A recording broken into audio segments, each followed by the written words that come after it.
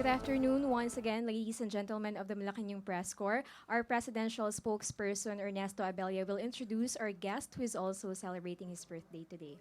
All right. Okay. You know, just to give you a little bit of an insight, last night at was it 12:30 or 1 a.m. At the Davao Airport, the president himself led the singing of a happy birthday. So today's resource person is Senator Allan Peter Cayetano. He is the chairperson of the Senate Committee on Foreign Relations. He is part of the president's delegation to Laos, Indonesia, Vietnam, Brunei, China, and Japan. Among other things, Senator Allan has advocated for a better life for poor Filipinos. He pushed for presyo, trabajo, kita, to reduce prices, create more and better jobs, and to raise income for families. He was also the primary author of the RA 10648, also known as the Eskwela-Tambayan Act of 2014. Particularly invited him to join us this afternoon simply because we being with him during the past several visits to other countries, he has shown. I've observed that he has shown extraordinary grasp of Philippine relations with other countries, especially his insights into the president and the intentions of President Rodrigo Duterte. So, without further ado, I'd like us to welcome Senator Allan Peter Cayetano. Please.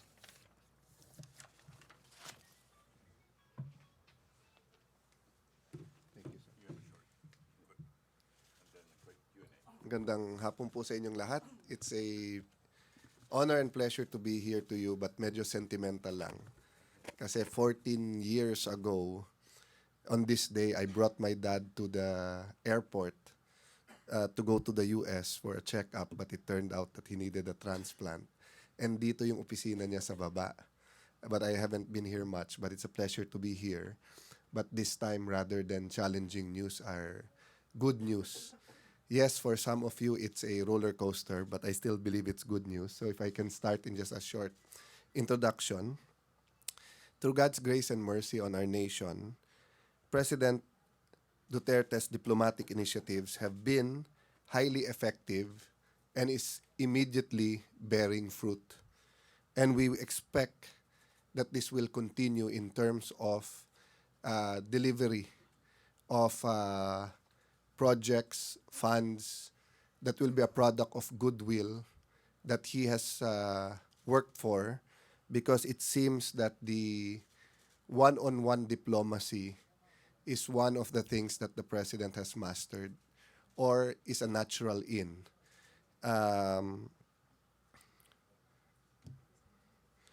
While unsettling at times, it is part of the resetting and the correction of our foreign policy. Talagang pagka inaproot mo ang isang policy, and especially foreign policy, there will be giant ups and downs, no? To just give you an insight into some learnings over the trips, and as chairman of the Committee on Foreign Relations, you know, all politics is local. This is repeated by all politicians. But what isn't often repeated in foreign policy is that all foreign policy is based on local politics. And what is this? First, the national values. Ano yung kultura mo, ano yung tradition mo, ano yung values mo as a people. Second, national needs. Ano ang pangangailangan ng iyong mga kababayan at pangangailangan nyo bilang isang bansa. Together, the national values and the national needs come together as the national interest. And when you talk about the national interest, the president, together with the leaders of the country, have a vision. From this vision, you have goals, and you cannot achieve these goals without plans. And from these plans, you have strategy and tactics. Some people confuse the president's tactics or strategy with the president's foreign policy.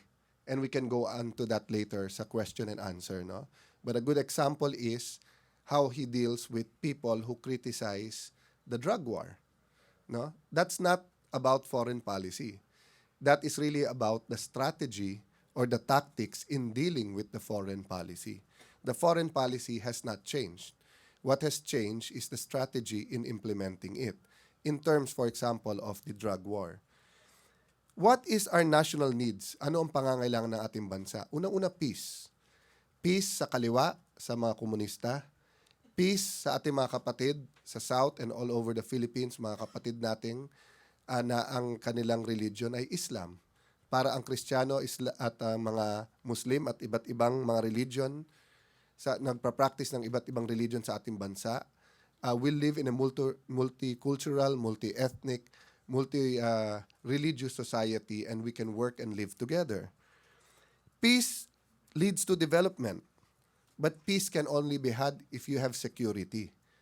So isang part din ng peace is freedom from the dangers of crime and from the dangers of illegal drugs. With this, development can come, and with development, the dignity of life. Jobs, healthcare, education, housing, income and prices o presyo, trabaho, kita that will allow us to provide for our families and allow us to create a society of equal opportunities. Hindi yung mayayaman lang o yung malalaki lang, makapangyarihan lang ang nagahari. That is why President Duterte is fighting so hard, and that is why he gets easily angry when there are moves to stop him or stop us in our drug war, or there are moves to stop us from achieving our goals, and lastly, pag nakikita siyang naaapi. So having said that, I hope I provided a simple paradigm or way of seeing how the foreign policy is being implemented. Question, kailangan ba ng paglilinaw? Yes. But we are at the phase 1. Wala pa siyang 200 days. Ina-uproot pa niya ang mga maling policy dati. I'll give you an example, President Aquino. President Aquino changed policy towards China about a year and a half into his administration or after the visit sa China, no? And we gave him all the leeway because in our country, it's the president who is in charge of foreign policy. May I also recognize that Secretary Andanar is also with us here today. So anyway, let me stop there because I know you have a lot of questions about this trip and many other trips. So let me just put on record, it was very, very, very successful. It created an almost unstoppable momentum. Why almost unstoppable? Of course, situations are fluid. There are a lot of things that can happen. But can you imagine, we've had very, very good relations with Japan the last 5 years. But Prime Minister Abe and President Duterte agreed together that we will bring the relationship to new heights. No? And of all the foreign visits, Prime Minister Abe socialized with the whole delegation, going from table to table, graciously posing with us for pictures and graciously engaging some short questions. When world leaders go off program or off protocol in a face-to-face diplomacy, this is very, very good news because this means that the relationship is really warming. Okay.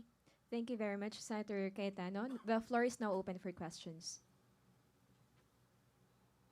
Okay, question from Rose Centenario of Hataw. Good afternoon, Senator. Ano po yung pagtanggap ng overseas Filipino workers na nakabase sa Japan sa drug war po ni Presidente Duterte? Ang pagtanggap kay Presidente Duterte at pagtanggap sa drug war niya, necessarily nakatali. Because especially during December, bago nung campaign, pinupuntahan talaga siya ng mga seamen at ibang OFWs na ilan araw lang ang break sa Pasko para sabihin sa kanya, Sir, kami na bahala sa kikitain namin. Kami na bahala magpaaral sa mga anak namin. Ikaw na bahala sa safety nila.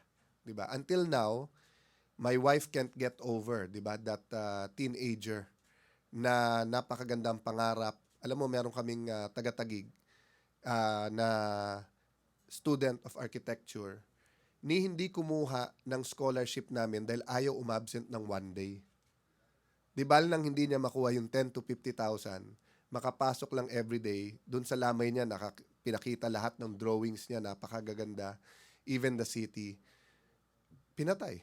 I mean, dalawa. Talagang sunod-sunod ang pagsaksak, no?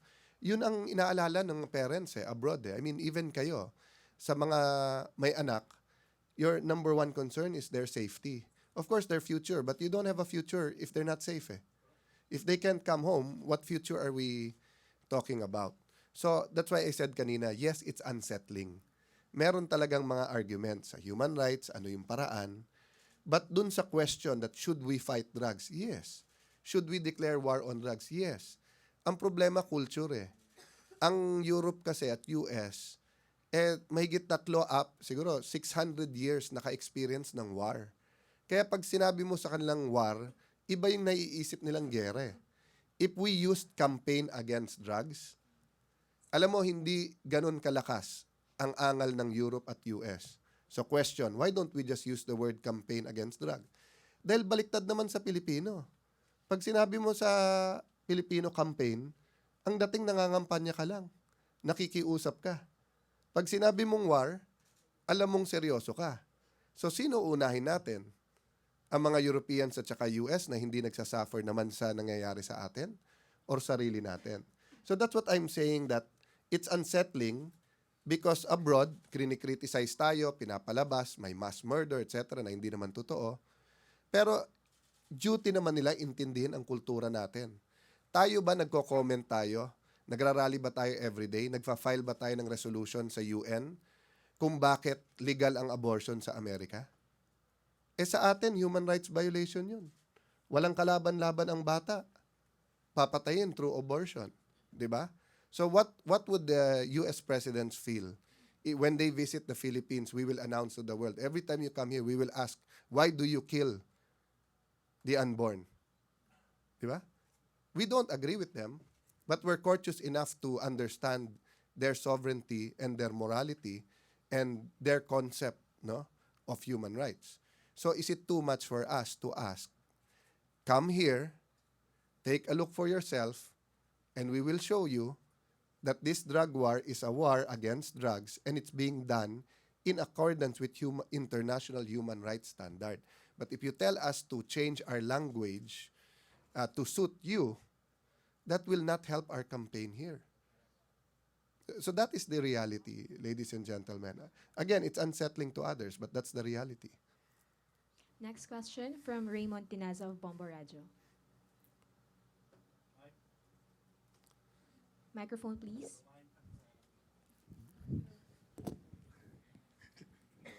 Hi, sir. Happy birthday. Sir, anyway, sir, I understand you've also been part of the close delegation of the president during his closest bilateral meetings with the Japanese counterparts. Was there any of those events, either formal or informal, any of those Japanese officials ever mentioned their or raised concern over that separation or that actuation of the president towards or against the U.S., which is a stance ally of the Japan? Okay. I cannot talk about matters that happened in confidence and when the cameras are out of the bilateral meetings, no? But in the first part of the bilateral meeting, after the greetings of the Japanese Prime Minister, all the cameras were still there. So narinig naman nung lahat yung statement ng presidente about the relationship with America and the relationship with Japan. Now, to answer your question directly, the way the diplomacy works is that the heads, president to prime minister, president to president, foreign secretary to foreign secretary, hindi nag-uusap diretso kagad yan. They send a number of staffers, aides, ASECs, USECs to talk muna to bring up the point para walang init ng ulo. And even before we left, of course, there were some concerns by the Japanese counterparts because they are aligned with the U.S. policy, especially in the West Philippine Sea and South China Sea, and East China Sea also. There were concerns expressed. But there were informal gatherings like a dinner wherein the president and the high Japanese officials were able to talk about this. And why they might not agree totally, they came out with a very good understanding of why. Even the Japanese businessmen in the business forum were telling our officials, it's correct, you shouldn't be pushed around. So, and even in some of the meetings, no, the Japanese just simply emphasized that you understand our relationship with the U.S. and we are aligned with the U.S., but you are our brothers, we are friends. So that was the track. I'll give you another example of something like that that works out. U.S., South Korea, and Japan are allies. But Japan and South Korea do not see eye to eye on many, many issues. Yet they remain friends, and the U.S. is able to have good relationship with both. So under that circumstance or that paradigm, there's no reason that President Duterte cannot have very, very good relations with both Japan and China. In fact, some Japanese businessmen said, our benefit is we're slow but we're sure. But now, with what's happening in the Philippines, we have to be fast but still sure. Kasi may competition eh. No? It's not only American and Japanese money coming in. The rest of the Southeast Asia and Asia, no? Even Brunei is interested in investing, may pera din sila. Of course, China, nakita niyo yung laki ng ilang bilyon ang papasok. And competition is always good. Question, can Japan play a role in bringing the U.S. and Philippines closer together? Yes, they can. Why not? But it's really up to the new winner or the new president of the U.S. whether they will take the same tack taken by President Obama and Ambassador Goldberg in the first 100 days of the president, which the cabinet and the president deemed offensive and disrespectful of his campaigns, of his vision, of his struggles, or if the new U.S. president would take a step back and say, we are old allies, it's time to renew our friendship, let's talk. You know? The president has never said no to people who has asked him humbly or asked him with dignity or with honor, sir, can we talk? So, was there also an instance wherein the Japanese officials may have brought up, I mean, directly or indirectly, their concern or questions, whatever, their thoughts on the alleged killings due to the anti-drug war? Again, I cannot talk about specifics, but personally, I did not hear any. All I heard was full support because one, the Japanese has closer cultural ties with us. Number two, they don't only have businesses here, they have expats here whose safety was also always the concern. Remember the kidnappings in the 90s. And third, I don't know if their foreign ministry has better interpreters than the State Department, because for them, when the president says certain words, natra-translate yung context eh. If it's an expression or a curse expression, rather than cursing a person derecho, it's translated to them eh. So when the president also says, like yesterday, di ba, ano sabi niya, sa Isabela, may nawala na mga gamit. At sabi niya, sa mga pulis, patayin ko kayo pag hindi sinoli niyan. So ano sabi ni presidente? Maniniwala naman kayo. Siyempre, yun ang language ko. Yun ang naiintindihan ng pulis eh. So sa Japanese, ganun din eh. Look at the Americans, no? If they say, terrorist, please stop, will the terrorist stop? They adopt language that come hell or high waters, they will use everything they have to go after terrorism. But that's not considered human rights violation. That's not considered, pushing people to commit murder against terrorists. But tayo, when they don't try to understand our culture, when we're dead serious at sabihin mong, patayan na pag ganyan.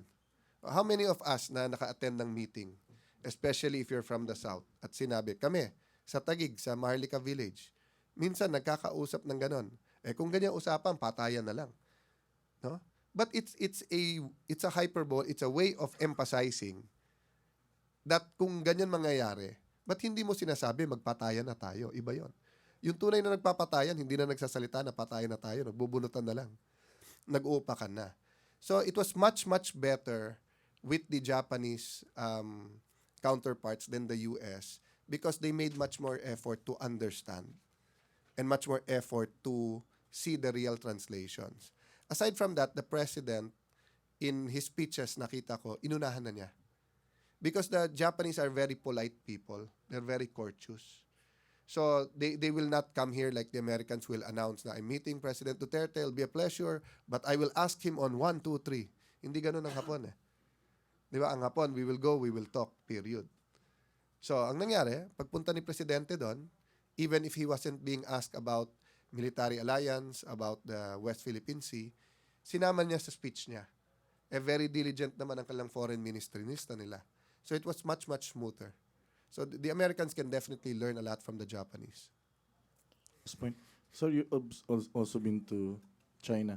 So far, to whom or to where did you get the warmer or the more special treatment? It's different kinds of warmness eh.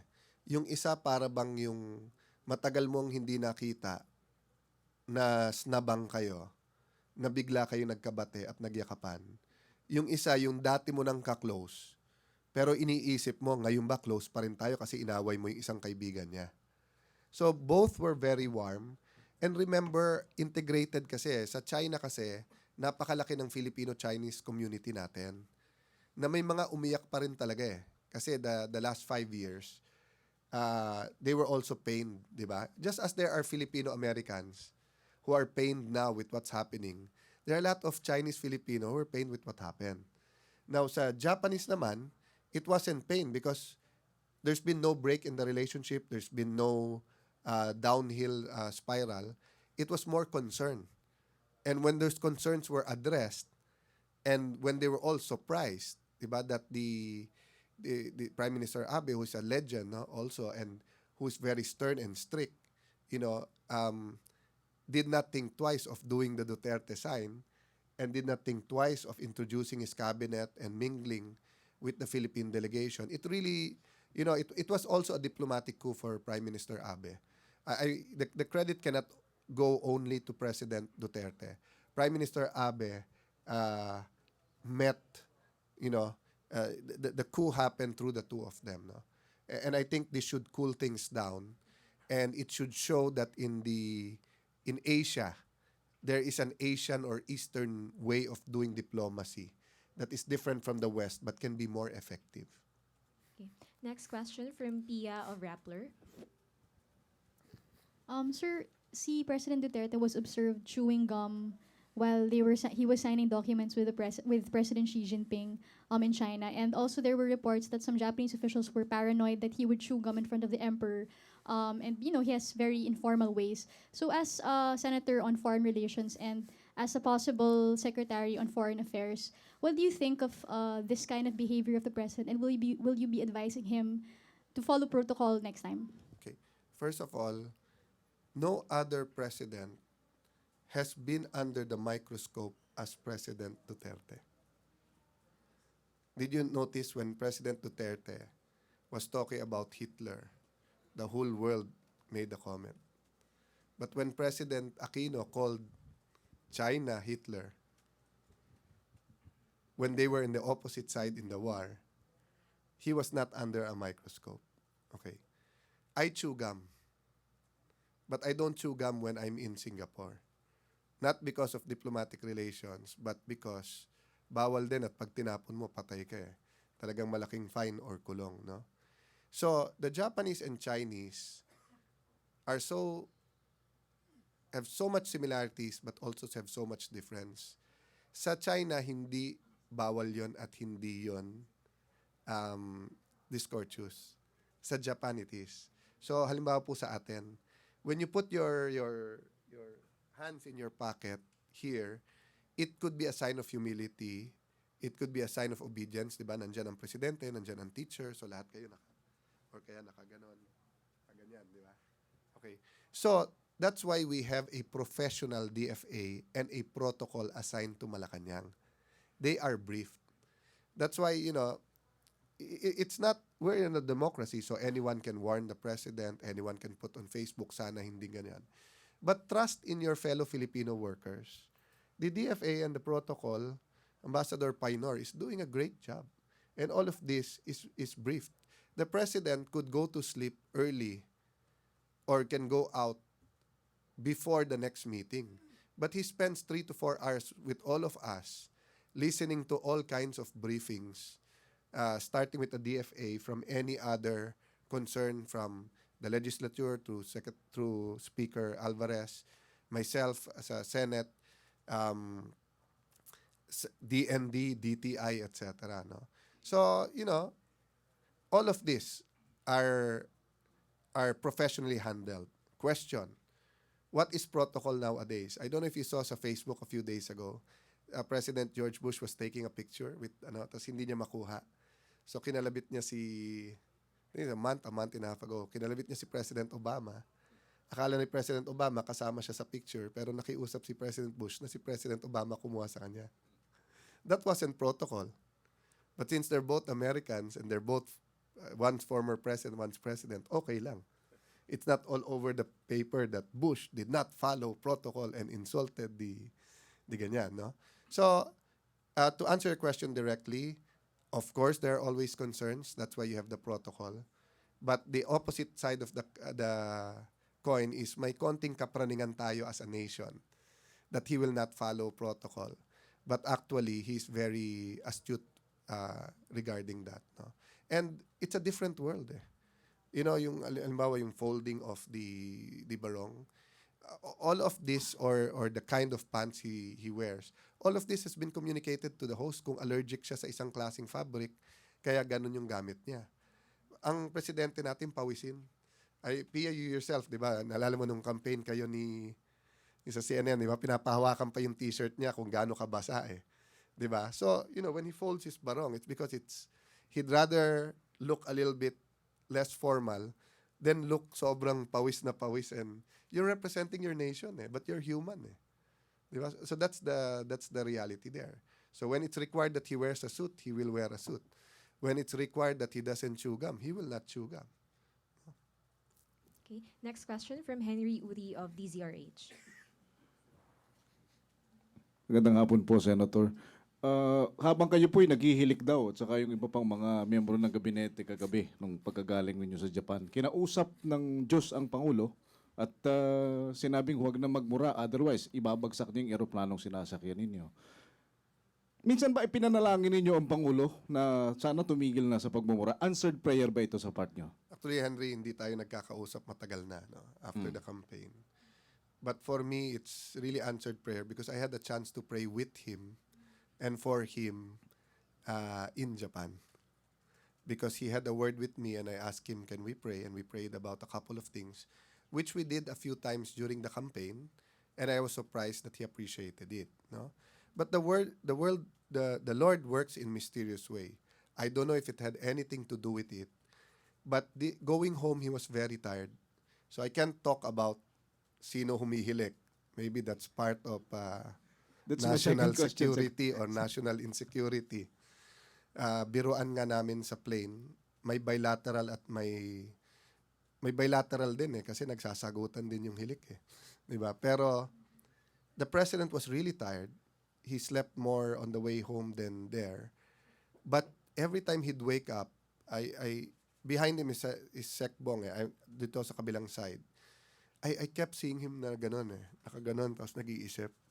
Usually kasi, kakalabit kay Bong yon or kila Sec Andanar or whoever's there, kukuha ng briefing papers.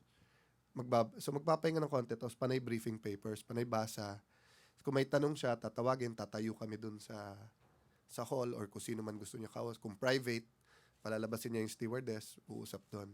But on the way back, walang ganon. It is the first trip I've been on in the last 4 or 5 trips. Alone lang, except yung kain niya. And then, nakaganon talaga in everything, no?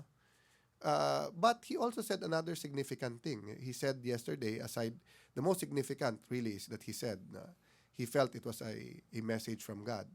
And I've always said to the protest of our religious leaders or some religious leaders that he's a deeply spiritual person. He's not religious, but he believes in God. He doesn't do the rituals or traditions of traditional religions, but he talks to our Lord and he prays, no? And the other thing I heard from him is a strategy. Gulpe de gulat is part of a Duterte strategy. But let me stop there because you can only talk of strategy. Halimbawa sa campaign, many of you asked about the campaign, about the false accusation sa kanya sa bank accounts. He only talked about it nung tapos na. Kasi may strategy siya. Kaya niya hindi nilabas kaagad para ipakita na wala talaga. But you cannot talk about strategy while it's ongoing. Ongoing pa yung strategy niya about the West Philippine Sea. Ongoing pa yung strategy niya for closer ties with all our neighbors, including China and Japan. So, those who are calling for hearings, those who are calling for clarifications, that's welcome. But I direct them to use the budget hearing rather because all that can be revealed there. But if they want to know the strategy, it has to be closed door. And it has to be people who agree with the strategy. Because many of the senators who are asking for a clarification actually believes in the Aquino strategy, which is shaming to death China and following US whatever they say. And that is, I'm not saying it's the wrong strategy. It might have been, I don't know, kasi yung strategy depende sa time yan, di ba? If you look at Japan, may time na magkagalit sila ni China. May time that yung national consensus was to build the relationship through economics. And then, nag-shift ulit. So ngayon, medyo hindi warm ang kanilang relationship. But their diplomats are trying. So you cannot expect us and the team, especially the DND, the National Security Advisor, to speak on the strategy, especially sa military, because you never tell your opponent. Isipin mo, kung si Manny Pacquiao, sasabihin niya, pare, una kong tira dyan, jab. And then after 7 jab ulit, uppercut. Di alam na nung kalaban kung anong gagawin mo. So if they want to know what is the policy, independent foreign policy, what it is based on, security, peace and order, food security, jobs, trade. One of the problems of our security is we have 10 million people abroad and it's causing dysfunctional families. One of our problems are drugs. So nakatali lahat yun sa foreign policy. No? But President Aquino saw the number one problem to be economics. So he based his policy on economics and then some other issues sa South China Sea. But President Duterte is saying, anin mo economics kung patay ka. Anin mo ang economics kung bangag ka. So he's not saying that economics is not important. In fact, di ba nagbigay siya ng computation eh. If you have 3 million addicts, 216 billion is being spent at least for isang hit-hit lang a day for the 3 million addicts. 216 billion which could have gone to buying goods, services, building roads, schools, buying food. No? This does not include what you're paying for rehab. Kinumpute ko yung sa rehab. If we follow world standards, we need 6 trillion pesos. That's 2 years' budget to build rehab centers for 3 million. Where is the computation? If you follow the world standards, it's around 1 billion for 500 people that need rehab. Kung susundin mo yung world talaga, yung kung ano facilities doon, kung ano yung materials, how to keep them safe, especially sa phase 1. Yung phase 1 kasi detox, yun yung merong suicidal tendencies, yun yung merong nag-aaway, di ba, So the economics of what we're losing, the economic opportunity we're losing because of drugs is tremendous. So the foreign policy of the president is also based on our local needs. Yung sinasabi niyang hinaras siya, diplomatic passport, these are anecdotes to show kung paano tayo inaapi. To show na hindi equal yung relations. Di natin sinasabi, yan ang foreign policy natin, wag nyo tayong hanapan ng visa. Hindi. Foreign policy natin, security, food security, jobs, etc. Ngayon, our brothers and sisters in America. You can meet us halfway. You can treat us as equals. We might be smaller, you might be richer, but you can treat us as equals. Pwede tayo magkaroon ng magandang relationship. Pero hindi. We have all of these neighbors who are hungry for friendship and brotherhood. Dito muna kami. Yan yung sober explanation of the foreign policy, no? Question: why can't we always explain it that way? Bakit i-report nyo ba kung parating ganito ka-calm ang pagkasabi? Ang US ba, President Obama ba, ang State Department kikilos ba pag ganito? Hindi. I'll give you a not a challenge, but give me a birthday wish. Research the aid given to us from the 80s to the present. No? Ang baba natin parate. It is their enemies that or where the countries they have problems with na pinakamalaki ang aid na binibigay nila. Pero tayo na napakalapit sa kanila at tayo na sumunod-sunod sa kanila, they give a trickle and then ang turing sa atin para bang patay gutom ka na, binigyan ka ng pagkain, sunod-sunod na lang. Yun ang inaangal ng Pangulo. There's no problem with American people. There's no problem with American businesses. They were assured here. Can I address just that one point then? No? Dami nagte-text sa akin, paano sir yung mga BPO call center? Ang gusto magpatanggal ng call center at BPO sa Pilipinas is not President Duterte. President Duterte is keeping their incentives. President Duterte is making the environment more conducive. People in BPOs, in call centers, are often victims of crimes dahil sila umuwi ng madaling araw.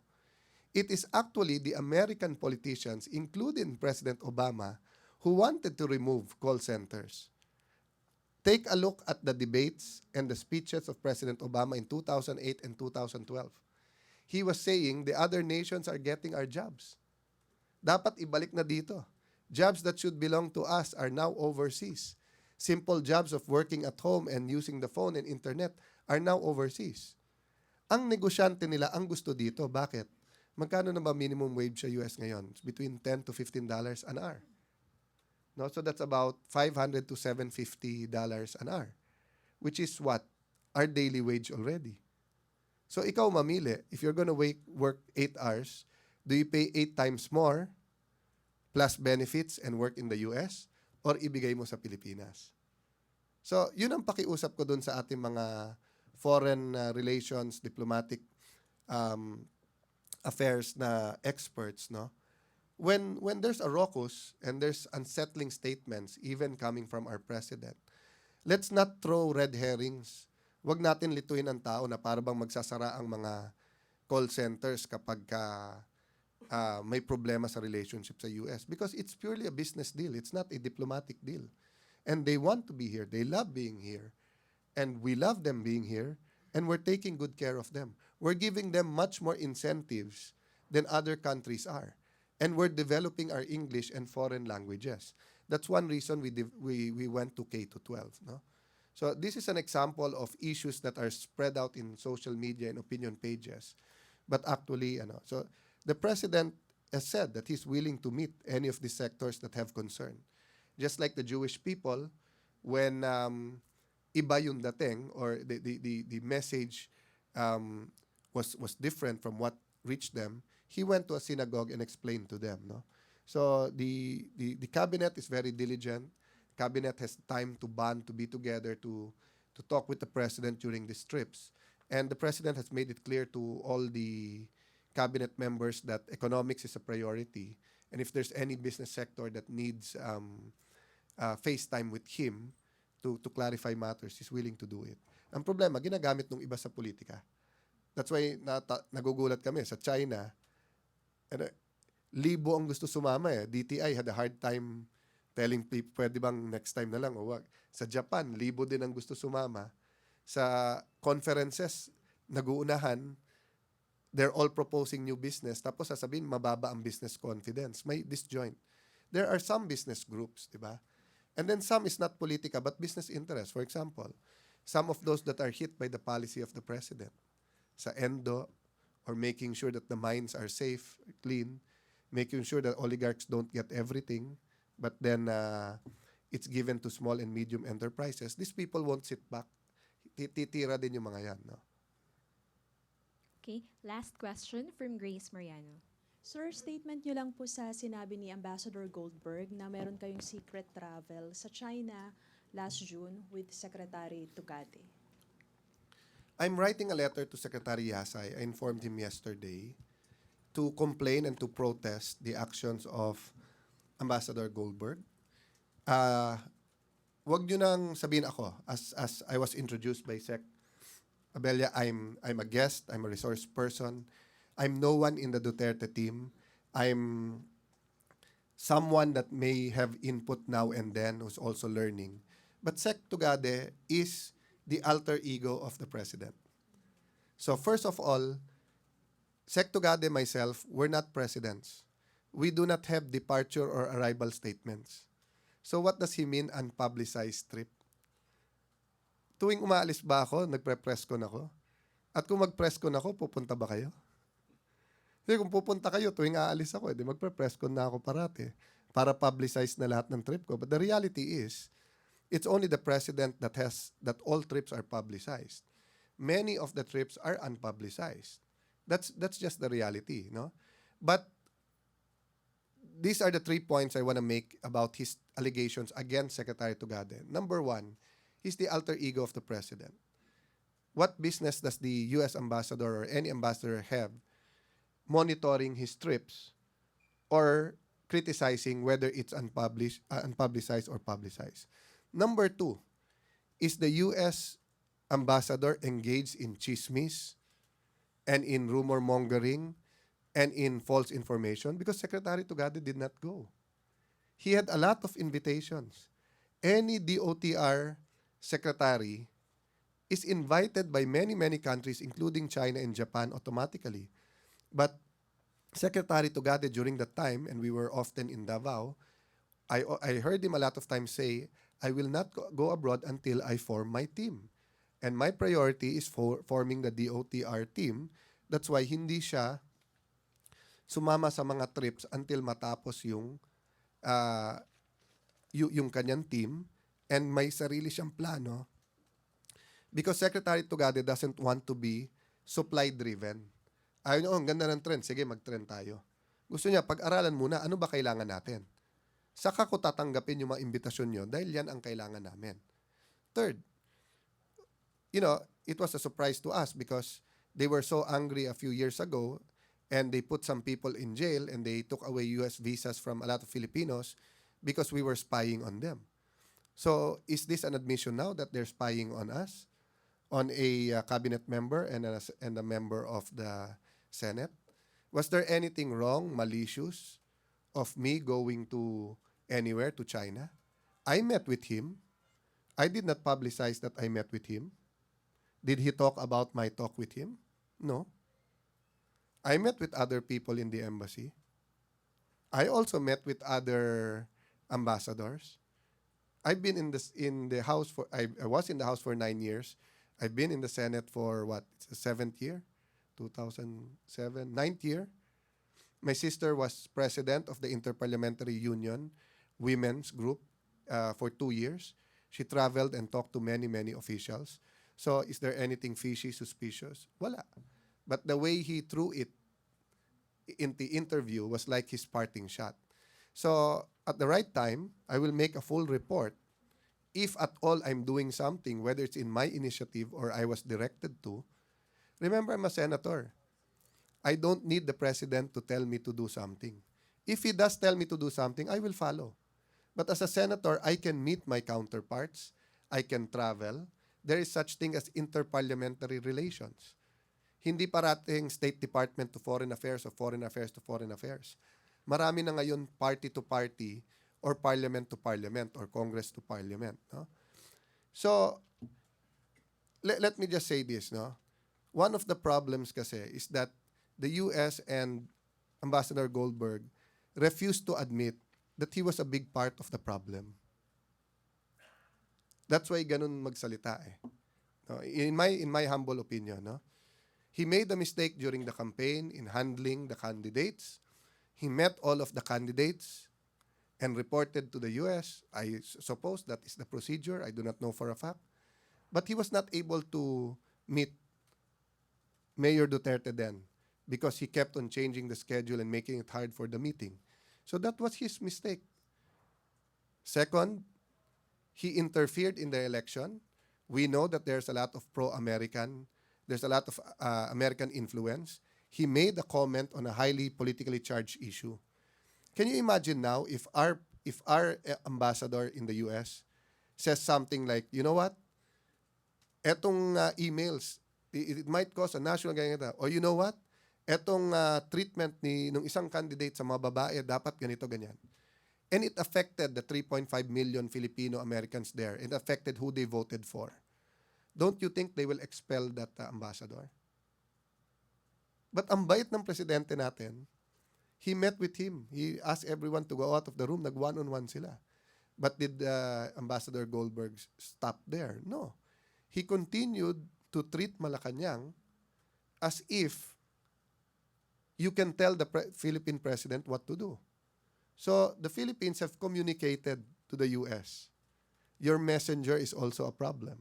So until the time he left, mang-iintriga pa. But there's nothing to the intrigue. In fact, nagkamali pa. No? But I don't know his intent or his purpose in doing that. But I talked to a lot of people in foreign relations and they said it was at the very least a breach of protocol.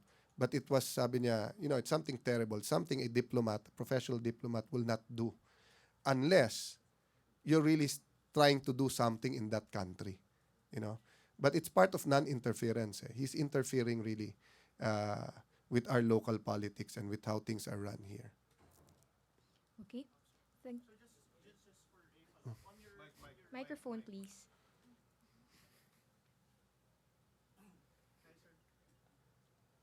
Hi, sir. Just a follow-up, sir. On your China trip, on your trip to China last June, was it your initiative or the president's initiative? Ako yun.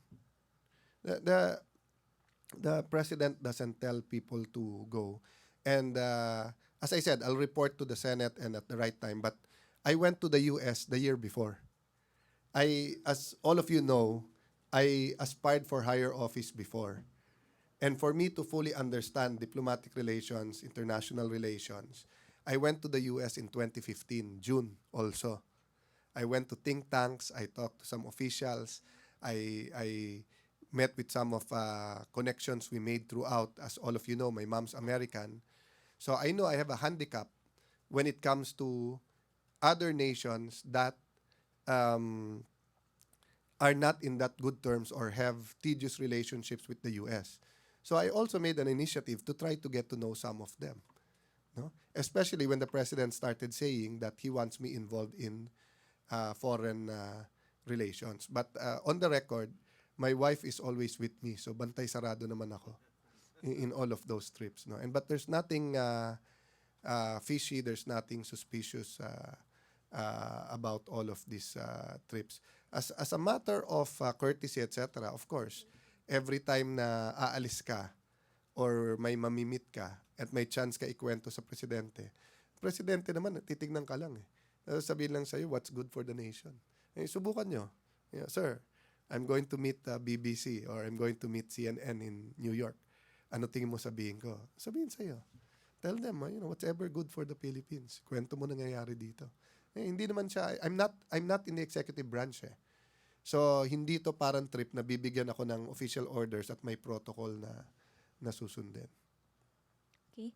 Thank you very much, Senator Thank you. Allan Peter Cayetano. Thank you, everybody. Thank you for having me today. God bless you. Thank you, sir.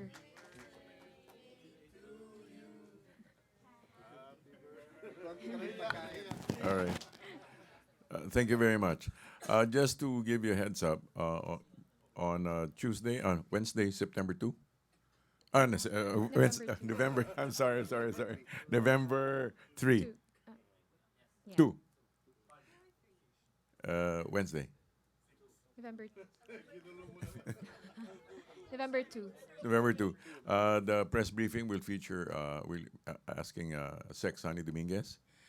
And on Friday, we will have customs, somebody from the customs. and they'll be having some, they say, good news. Okay, so just a heads up, Tuesday, DOF, and then on Friday, we're going to have Bureau of Customs. Good afternoon. Thank you very much. Right.